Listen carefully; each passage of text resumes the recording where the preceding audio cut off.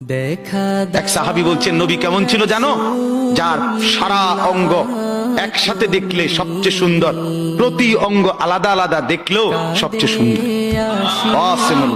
আরেকজনকে বলছে আপনি বলেন তো, আরেক সাহাবী বলছে আমি বলি, যে নবী ছিলেন এমন যাকে একবার দেখলে আবার দেখতে মন চায়, দ্বিতীয়বার দেখলে প্রথমবারের চাইতে আরো সুন্দর মনে হয়, যত তারে দেখি তত সুন্দরই লাগে।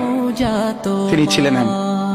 আল্লাহ তাআলা মেরাজে, এই যে এই মাস, 7 আসমানের উপরে আরশে আজিমে আল্লাহ তাআলা নবীকে নিয়ে গেলেন। যখন আরশের উপরে আল্লাহ তাআলা রাসূল সাল্লাল্লাহু আলাইহি সাল্লামকে দাঁড় করাইলেন, এইবার আল্লাহ বললেন বন্ধু কোনানে আনছি জানেন? আপনি জানেন কোথায় আনছি আপনারে?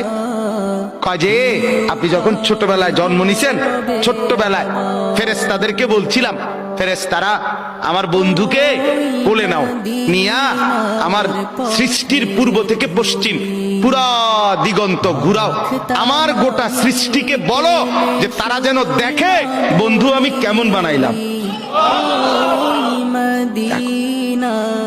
দেখ আসমান দেখো, জমিন দেখো, বন্ধু আমি কেমন বানাইলাম। নাক দেখো, চোখ দেখো, ঠোঁট দেখো, মুখের চাহনি দেখো, চেহারার রং দেখো, চোখের পলক দেখো।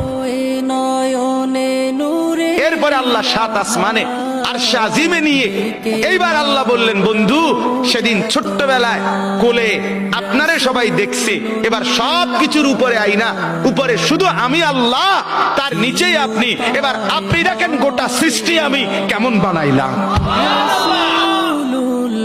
ওই সময় ওরা দেখছে, এখন আপনি দেখেন, আপনি দেখেন।